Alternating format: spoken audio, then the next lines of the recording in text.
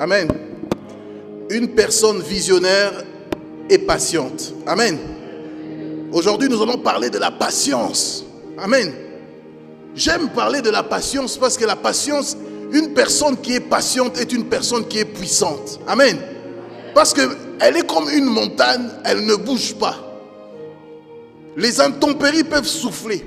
La neige peut tomber sur la montagne. Des siècles, la montagne reste là. Elle est patiente. Elle attend. Amen. Et je me rappelle que Dieu avait dit dans Habakkuk, il a dit à Habakkuk le prophète, écris la prophétie, grave-la sur des pierres et qu'on la lise couramment. Mais si la prophétie tarde, attends-la. Si la prophétie prend trop de temps à s'accomplir, il faut attendre. Amen.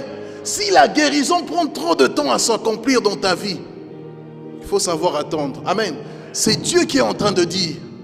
Et pourtant on dit que Dieu est tout puissant. Dieu il fait tout. Dieu il peut guérir, c'est vrai. Tout de suite Dieu il peut te guérir. Mais à un moment il dit à un prophète, Habakkuk chapitre 2, écris la prophétie et qu'on la lise couramment. Si cette prophétie est en train de tarder, il faut être patient. La patience est une belle vertu. Amen.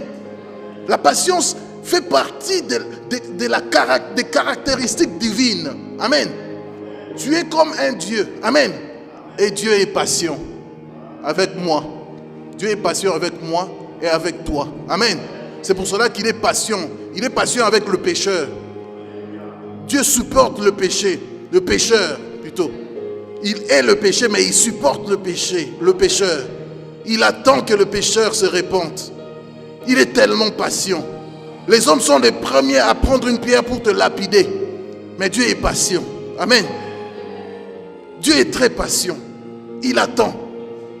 Est-ce que vous comprenez? J'ai compris pourquoi 1 Corinthiens 13 dit que l'amour est patiente. Amen. Parce que Dieu est amour. Et il est très patient. Amen. Même si une de tes filles a fait quelque chose de mal, tu es capable de le pardonner. Même si un de tes garçons a fait quelque chose de mal, tu es capable de pardonner.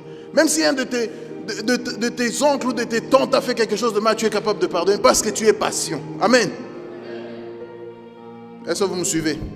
Nombre chapitre 12, verset 3. La Bible dit que Moïse était un homme fort patient. Donc, on ne dit pas que Moïse était très patient, mais on dit qu'il était fort patient. L'Ancien Testament est écrit en hébreu et l'hébreu a des mots, la langue hébraïque a des mots forts. Ici, on est en train de dire qu'il était fort patient. Moïse était l'un des hommes les plus patients de la terre. Je ne vous mens pas. Hébreu chapitre 12. Hébreu chapitre 12, verset 9. Verset 3. Hébreu 12, 3. Or Moïse était un homme fort patient, plus qu'aucun homme sur la face de la terre. Donc l'homme le plus patient, c'était Moïse. Mais vous savez ce qui lui est arrivé? Il s'est impatienté. Amen. Même au plus patient des patients, même au plus patient des patients, tu peux t'impatienter. J'ai dit à quelqu'un ce matin, ne t'impatiente pas. Amen. Vous savez ce qui s'est passé à Moïse? Nous on croit que Moïse, vous savez, à un moment Dieu dit à Moïse, quand les enfants d'Israël s'impatientaient, ils avaient soif dans le désert. Dieu dit à Moïse, lève ton bâton, frappe le rocher, que l'eau sorte. L'eau est sortie. Mais deuxième fois, Dieu dit à Moïse, il ne faut pas frapper le rocher. Moïse s'impatiente, il frappe le rocher quand même. Et moi j'ai dit, oh, mais Moïse était désobéissant, pourquoi il a frappé le rocher? Mais il y a un secret là-dedans, il y a un mystère là-dedans. C'est que le peuple d'Israël ont aigri l'esprit de Moïse, ont impatienté l'esprit de Moïse. Ils ont excité l'esprit de Moïse. Je ne sais pas si vous me comprenez. Moïse était plus stable. Il était moins stable qu'avant. Alors que il revenait de la montagne, son visage rayonnait comme le soleil. Mais quand il est descendu en bas, le peuple d'Israël a diminué cette gloire et lui ont aigri son esprit. C'est le psaume chapitre 106, verset 33 qui dit ça. Les enfants d'Israël aigrirent l'esprit de Moïse. Psaume 106, verset 33. Or, les enfants d'Israël aigrirent l'esprit de Moïse. Pourquoi ils aigrirent son esprit? Parce qu'ils disaient, Moïse, donne-nous de l'eau, pourquoi tu nous as fait sortir d'Égypte? C'est comme ça. Hein? Des fois, tu as la pression dans la vie. Des fois, les choses que tu attends n'arrivent pas. Des fois, tu as une pression, les factures qui arrivent, tu as la maladie, tu te sens mal. Tu as une sorte de pression. Les choses de la vie existentielle, tu as toutes ces factures-là qui arrivent et tu as la pression. Et c'est là où tu dis, Dieu, je ne veux plus t'obéir, je vais frapper le rocher. Alors que Dieu te dit, attends, parle au rocher, ne frappe pas. C'est comme ça que les enfants d'Israël aigrirent l'esprit de Moïse. Amen. Et là, Moïse avait perdu sa patience. Je vais dire à quelqu'un, retrouve ta patience ce matin. Amen. Psaume 106, verset 32. Les enfants d'Israël irritèrent l'Éternel près des eaux de Mériba. Et Moïse fut puni à cause d'eux, car ils aigrirent l'esprit de Moïse. Et il s'éprima légèrement des lèvres. Est-ce que vous comprenez? Les enfants d'Israël irritèrent l'Éternel Dieu, parce qu'ils aigrirent l'esprit de Moïse. C'est-à-dire, ils l'ont excité. Vous savez, dans la chimie, un atome qui est excité, il n'est plus stable. Ça devient comme un atome qui peut exploser. Est-ce que vous comprenez? Quand on excite un atome ou quand on met du courant quelque part là, c'est plus stable. C'est-à-dire que moindre écart, pouf, ça explose. Amen. Regarde toute la pression qu'il y a dehors. Regarde toute la pression, la crise, les guerres, le terrorisme, les choses comme ça. Ça va. On est sous une cocotte minute, mes amis. Est-ce que vous comprenez? Chaque fois que tu allumes la télé à 20h, qu'est-ce qu'il y a à 20h? La pression dans ce monde est en train de presser. Est-ce que vous comprenez? Sois patient. Amen. Jésus revient. Dis Amen. Jésus revient. Est-ce que vous comprenez? Je prêche Jésus ce matin. Je vous dis que Jésus revient. Il faut être les enfants de Dieu. L'Église doit être patient. Oh non, comment on fait? On vote des lois bizarres dans ce pays de France. Mais il faut être patient. Il faut prier pour les homosexuels. Dis Amen. Parce que quand j'avais dit une fois que c'est François Hollande qui va gagner les élections, les gens m'ont dit, non, toi tu es un pasteur qui est pour les homosexuels. J'ai dit non. Moi je suis ce que Dieu me dit. Amen. Est-ce que vous comprenez? Il faut prier pour ces gens-là. Amen. Il est temps que les chrétiens se lèvent aussi pour prier pour les homosexuels. Moi je n'ai pas de problème. Amen. Est-ce que vous me suivez? Donc, la pression existe, le terrorisme, tes enfants, tu vas à l'école, tu les laisses à l'école, mais comment tu vas faire? Donc la pression existe dans ce monde. Mais il faut que tu sois patient. Amen. Alors la Bible dit, Moïse était un homme fort patient. Le chômage est en train de te presser. Tu es pressé de tous côtés. Mais reste patient, ta bénédiction arrive. Amen. Comment on va faire, pasteur? Il n'y a pas d'argent, il n'y a pas de ça. Comment ma vie va être comme ça? Non, reste patient, reste calme. Dieu est capable. Amen. Dieu est capable de te délivrer. Dieu est capable de te libérer. Amen. La Bible dit, le juste crie, l'Éternel l'entend. Et il le délivre de tous ses frayeurs. Est-ce que vous me suivez? Savez-vous que Jésus était un homme très patient? Il était patient avec qui? Il était patient avec Judas, celui qui devait le trahir. Jésus marchait comme ça. Un jour, il dit à ses disciples, Jean chapitre 6, il dit, un de vous va me trahir. Tous les 12 se regardent. Chacun d'eux commence à se méfier. C'est qui va trahir Jésus? Et Jésus dit, vous savez que parmi vous ici, depuis le début, je le sais, que parmi vous, il y en a un qui va me trahir. Vous savez, Jésus a employé un mot dur. Il a dit, n'est-ce pas moi qui vous ai choisi? Jean chapitre 6. N'est-ce pas moi qui vous ai choisi, vous les 12? Mais parmi vous, il y a un démon. Jésus n'a pas dit un traître, mais il a écrit, on a écrit ici que parmi vous, il y a un démon parmi vous. Et tous les disciples se regardent. Est-ce que c'est moi les démons? Les démons, c'est qui? Est-ce que vous comprenez? La nature humaine, c'est comme ça. Mais Jésus couvrait même les fautes de Judas. Est-ce que vous me comprenez? Il attendait sa repentance. Est-ce que vous me suivez? Jésus attend. Jésus attend que tu te repentes. Amen. Dieu attend. Dieu t'aime. Dieu est amour. C'est pour ça qu'on dit que l'amour est patiente. Est-ce que vous comprenez? L'amour est patiente. Et elle se réjouit de la vérité. Amen. Jésus a dit la vérité que parmi vous, il y a un démon. Jean chapitre 6. Vous savez, deuxièmement encore, Jésus était patient pour Lazare. On vient dire à Jésus, hé Jésus, tu ne sais pas?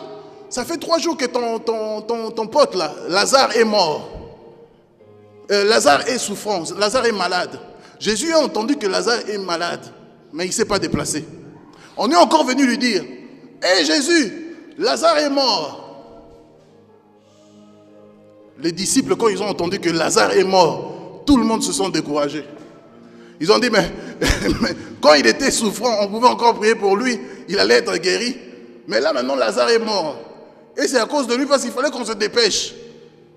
Mais vous savez une chose dans la vie, écoute-moi bien, il faut que tu saches gérer tes priorités. Amen. Il faut être patient et il faut savoir aussi c'est quoi la priorité. Jésus connaissait que la priorité, ce n'était pas encore Lazare. Est-ce que vous comprenez? Malgré que la Bible dit que Lazare, Jean chapitre 11, que Lazare était un ami de Jésus. Mais il ne s'est pas déplacé pour son ami. Il est parti guérir d'autres personnes. Vous savez pourquoi? Dieu ne voulait pas guérir Lazare. Il voulait ressusciter Lazare. Amen.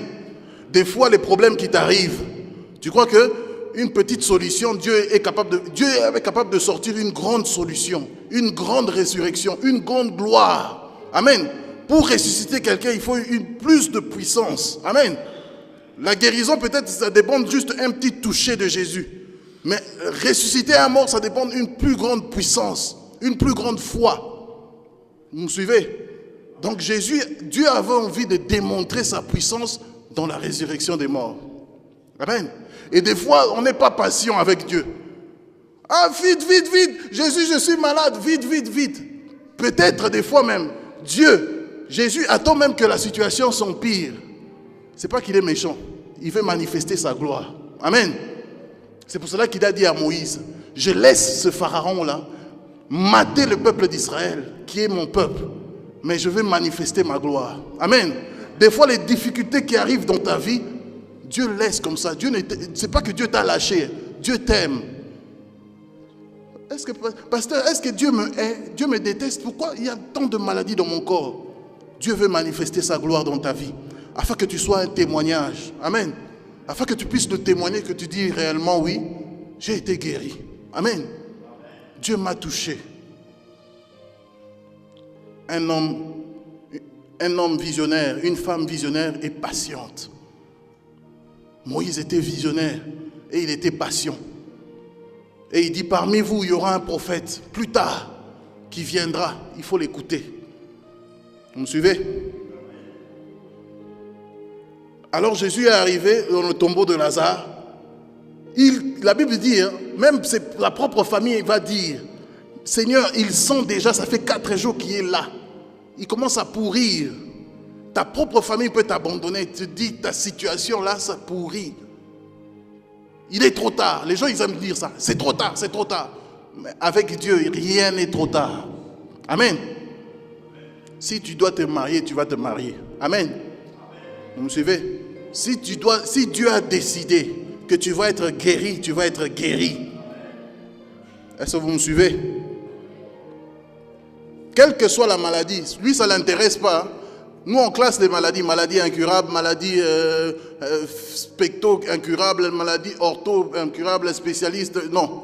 Lui, il ne regarde pas ça. Lui, il dit seulement non, cette personne doit être guérie. C'est ça la patience de Dieu. C'est ça l'amour de Dieu. Amen. Est-ce que vous me suivez? L'apôtre Paul était un homme très patient. J'ai découvert ça. Que Paul était un homme patient. On pouvait tout dire sur lui. Il regardait seulement. Il était patient. Mais quand il fallait parler, il va parler. Amen. Quand il fallait dire des choses, Paul ouvrait sa bouche. Prenez 2 Corinthiens chapitre 12. Prenez 2 Corinthiens chapitre 12. 2 Corinthiens chapitre 12, verset 12. Paul dit ceci. Les preuves de mon apostolat ont éclaté parmi vous par une patience à toute épreuve, par des signes, par des prodiges et des miracles. Amen. Donc, Paul est en train de dire une chose. Il dit que l'épreuve de son apostolat s'est manifestée. Ça ne s'est pas manifesté par des grands bruits, non. Ça s'est manifesté dans le calme. Ça s'est manifesté par une patience à toute épreuve. Quand les gens étaient en train de critiquer Paul, quand les gens sont en train de se moquer de toi, c'est là où la patience de Dieu va agir. Est-ce que vous comprenez? Hey, qu'est-ce qu'il fait là? Qu'est-ce que tu fais? D'ailleurs, tu es malade, tu es pauvre, tu es au chômage. Dieu va t'aider. Amen. L'épreuve de mon apostolat, 2 Corinthiens 12, verset 12. L'épreuve de mon apostolat ont éclaté parmi vous. Pas par de grands bruits, par une grande puissance, non. Il dit d'abord que l'épreuve de son apostolat ont éclaté parmi vous par une patience à toute épreuve. Amen. Je vais dire à quelqu'un que tu dois être patient à toute épreuve. Quelles que soient les épreuves de la vie, sois comme une montagne, comme on a dit au début. Une montagne ne bouge pas. Une montagne reste comme ça. La pluie vient, la tempête vient, l'ouragan peut venir. La montagne regarde l'ouragan, il passe quand même. Est-ce que vous comprenez? La patience de Dieu. Amen. La patience de Dieu. Jacques, chapitre 1, verset 4 dit, il faut que la patience accomplisse son œuvre en vous. Il faut que la patience accomplisse son œuvre. Jacques va encore dire plus loin, n'avez-vous pas entendu la patience de Job? Lui, c'était le prophète de la patience. Pourquoi? Parce que dans la vie de Job, il a connu que misère sur misère sur misère. La patience. Jacques va dire, n'avez-vous pas entendu la patience de Job? N'avez-vous pas entendu la patience de Job? Job a été l'homme le plus patient encore. Vous savez pourquoi? Il était comme ça assis. Un moment, on vient de dire à Job, Job, tes enfants sont morts. Tes brebis que tu avais, ta richesse, sont brûlées.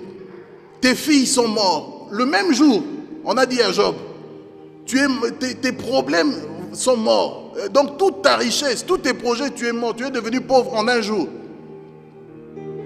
Et Job a traversé des maladies compliquées. Mais il était patient. Amen. Quand tu as la maladie, ce n'est pas que Dieu t'a abandonné. Est-ce que tu comprends? Dieu est patient avec toi. Amen. Dieu est patient pour manifester sa gloire. Est-ce que vous me suivez? Paul, en homme visionnaire, va dire, ne fais rien. Il va dire à Timothée. Paul dit à Timothée, un jeune ministre dans le Seigneur, ne fais rien et n'impose de main à personne avec précipitation. Ne fais rien avec précipitation. Ça ne sert à rien de se précipiter. C'est comme quelqu'un a dit, rien ne sert de courir. Il faut partir à point. Il faut rester calme. Amen. Paul était un homme visionnaire. Il dit non, ne fais rien par esprit de parti. Ne fais rien par précipitation. Les gens veulent se précipiter. Les gens croient que la vie c'est un McDonald's. Non, la vie n'est pas McDonald's. Ce que tu commandes, tu ne peux pas l'avoir en 5 secondes. Non, ce n'est pas vrai. Amen. Ce que tu commandes, tu dois savoir attendre. Amen. Est-ce que vous me suivez? Bonjour. KFC, bonjour. McDonald's, bonjour. McDrive. Quelle est votre commande? Je veux 2 poulets, 3 rognons, 3 spaghettis. Ah, ok. Avancez dans le guichet là, c'est déjà prêt. C'est ça, non? C'est ça McDonald's. Mais ce n'est pas ça la vie. Amen. Amen. C'est pas ça. Donc tu peux prier aujourd'hui. Ta prière, Dieu l'exauce plus tard. Mais si tu es impatiente ou impatient, tu vas voir que tu vas faire des combines compliquées. Ça va encore te ramener des problèmes. Amen. Vous me suivez? Je conseille toujours à la jeunesse, surtout aux jeunes femmes, aux jeunes femmes. Si les jeunes femmes, vous savez, dans la société aujourd'hui, si les jeunes filles ou les jeunes garçons sont assez patients pour attendre le mariage, leur mariage peut être le plus heureux du monde. Amen. Quand on est pressé, ça crée des problèmes après. N'est-ce pas vrai? Ça crée vraiment des problèmes compliqués. Toi-même, tu te dis non. L'amour est là-dedans. On s'aime entre nous deux. Mais quand on était trop pressé, on n'a pas été patient, l'enfant est venu et ça nous crée des problèmes. Amen. Est-ce que vous me suivez? La jeunesse aujourd'hui est pressée. La vie est devenue McDonald's. Non, non, non, non. Moi, je dis toujours que la vie n'est pas McDonald's. Amen. Il faut être patient. Amen. Je disais, je ne sais pas à qui, que moi j'ai attendu 4 ans pour mes fiançailles avec ma femme. J'attends. Amen. Quand tu aimes quelqu'un, tu peux attendre. Je crois qu'il y avait quelqu'un dans la Bible qui a attendu pour Léa 12 ans. Amen. 14 ans, ils ont attendu 7 ans plus 7 ans. Parce qu'ils étaient patients. Amen. Ils ont attendu. Amen. La vie là, le mariage, il ne sait pas être pressé, non. Le mariage, il faut être patient, il faut regarder. Il faut regarder aussi ta femme. Il faut bien calculer. Tu vas dire, est-ce que c'est vraiment elle avec qui je vais vivre toute ma vie? Ah non, on prévoit vivre 30 ans ensemble, pasteur. On a pris un crédit immobilier de 40 ans. Et après 40 ans, on se sépare. Et c'est souvent ça. Hein? Est-ce que vous savez qu'après 40 ans de vie maritale, s'ils ont pris un crédit, à la fin du crédit, souvent il y a divorce. Parce qu'on dit, le larbin est fini. On a fini de payer les crédits. Et ça nous a créé des problèmes. Est-ce que vous me comprenez? C'est statistiquement vrai. Amen. Donc ça ne sert à rien d'être pressé. Ne fais pas d'enfant avec, je dis ça à la jeunesse, ne fais pas d'enfant avec un mec qui ne vaut pas la peine. Amen. Là je parle comme un jeune. Hein? Il ne faut pas faire d'enfant avec un mec qui n'en vaut pas la peine. Ça ne sert à rien. Ça va te créer des problèmes.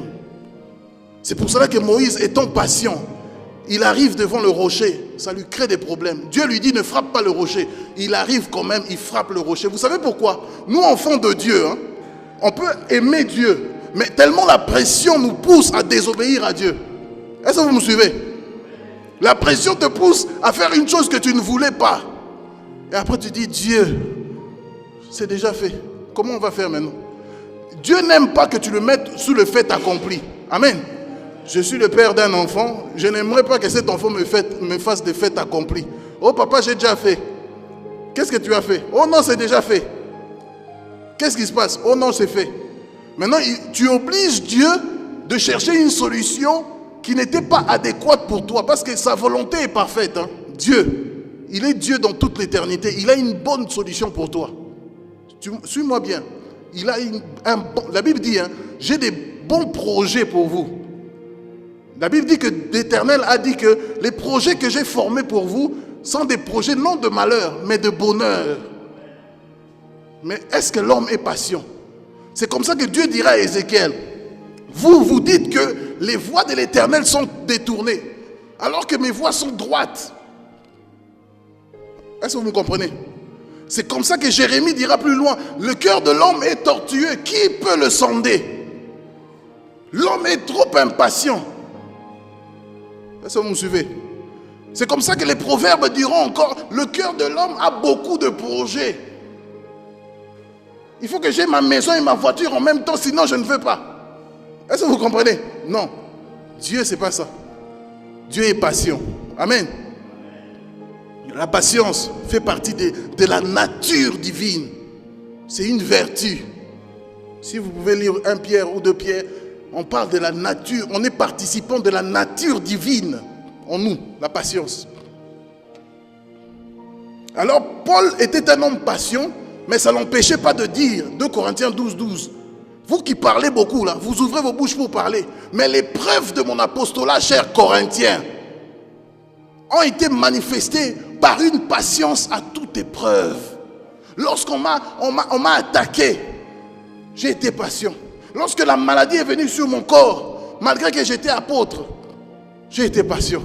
Lorsque l'écharde m'a frappé derrière, j'ai prié 3 fois le Seigneur de m'enlever cette écharde. Moi, Paul, apôtre du Seigneur, j'ai été patient. Amen. Est-ce que vous me suivez? Vous allez me dire, pasteur prêche toujours la souffrance. Vous allez m'appeler un jour prophète Miché. Amen. Parce que Miché, quand il venait, il disait toujours des mauvaises nouvelles. Oh non. Et puis il y a le roi Josaphat qui dit non. Et le roi Akab, on dit, lui on ne l'aime pas comme prophète. Parce que quand il vient, il dit toujours des mauvaises nouvelles. Non, ce n'est pas une mauvaise nouvelle, c'est une bonne nouvelle. Amen. Sois patient, tu verras. Amen. Les hommes patients et les femmes patientes sont des hommes les plus puissants de la terre. Amen. Il y a des gens comme la mère Teresa. Vous connaissez mère Teresa? Ou l'abbé Pierre. Ils ont été très patients. Jusqu'aujourd'hui, on parle d'eux. Amen. Ils ont commencé une œuvre que les gens se moquaient d'eux au début. On disait, qu'est-ce qu'ils font l'abbé Pierre là-bas? Mère Teresa. Elles n'étaient pas des gens qui criaient beaucoup. Mais elles étaient patients. Amen. Pour voir ce que cette œuvre peut arriver. Est-ce que vous me suivez? Commence à être patient. Commence petit. Ne cherche pas grand. Commence petit. Sois patient. Comme un jardinier, comme un cultivateur. La Bible dit, n'avez-vous pas entendu la patience de Job? Il a traversé toutes sortes d'épreuves. À la fin, Job va dire, j'avais entendu parler de toi, mais aujourd'hui mon œil t'a vu. Je reconnais que tu peux tout et que rien ne peut s'opposer à tes pensées. Amen. Vous me suivez toujours? La vie n'est pas une commande ou service rapide, non. Est-ce que vous me suivez? La vie doit être posée. Tu dois être posé, tu dois être stable. Amen. Je finis mon message. Est-ce que nous pouvons être patients? Amen. Pour attendre ce que Dieu a prévu. Amen. Dieu a prévu de bonnes choses pour cette église. Dieu a prévu de beaux mariages pour cette église. Dieu a prévu que chaque personne ait son travail et soit guérie. Mais il faut que nous soyons patients. Amen. Vous me suivez? Si tu veux te marier, c'est rien ça. Dans le plan de Dieu, c'est écrit que tu dois te marier. Amen. Dieu a des longs projets pour nous, des bons projets. Mais quand les personnes ne voient pas se réaliser, on devient impatient. Et on dit à Moïse, Moïse, donne-nous l'eau, nous allons mourir de soif, frappe le rocher. Dieu dit à Moïse, ne frappe pas le rocher, parle au rocher, l'eau va sortir d'elle-même. Sois patient. Oh non!